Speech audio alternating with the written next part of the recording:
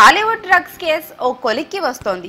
ఇప్పటికే ఈ కేసులో రవితేజ, పూరి జగన్నాథ్, సుబ్బరాజు, చార్మి, నవదీప్ లాంటి సినీ ప్రముఖుల్ని ఇంట్రాగేట్ చేసిన సిట్ అధికారులు మరో 3 రోజుల్లో ఈ వ్యవహారంపై మొదటి ఛార్జ్ షీట్ ను దాఖలు చేయబోతున్నారు. ఇప్పటి వరకు విచారించిన వ్యక్తులందరి పేర్లను ఛార్జ్ షీట్ లో పెడతామని ఎక్సైజ్ ఫోర్స్మెంట్ డైరెక్టర్ అకున్ సబర్వాల్ ప్రకటించారు. అంతేకాదు త్వరలోనే మరికొంతమందికి నోటీసులు ఇచ్చే అవకాశం ఉందంటూ చిన్న హింట్ కూడా ఇచ్చారు. పరిశ్రమలో మరికొంతమందికి కూడా నోటీసులు అందే అవకాశాలు ఉన్నాయంటూ చాలా రోజులుగా వార్తలు వస్తున్నాయి. దీనికి తోడు మరో స్మగ్లర్ కమింగాను కూడా అరెస్టు చేయడంతో కెల్విన్ కమింగా ఇచ్చిన సమాచారం ఆధారంగా నోటీసులు అందించే ఛాన్స్ ఉంది. ఈ కేసులో ఇప్పటికే కొందరు ప్రముఖుల్ని కావాలని తప్పించారంటూ విమర్శలు చెలరేగుతున్నాయి. 2 బడా నిర్మాతల కొడుకులు మరో బడా నిర్మాత కుమార్తెను కావాలనే జాబితా నుంచి తప్పించారనే విమర్శలు ఎక్కువయ్యాయి. సిట్ విచారణలో భాగంగా కొందరు సినీ ప్రముఖులు వీళ్ల పేర్లను కూడా బయటపెట్టినట్టు తెలుస్తోంది.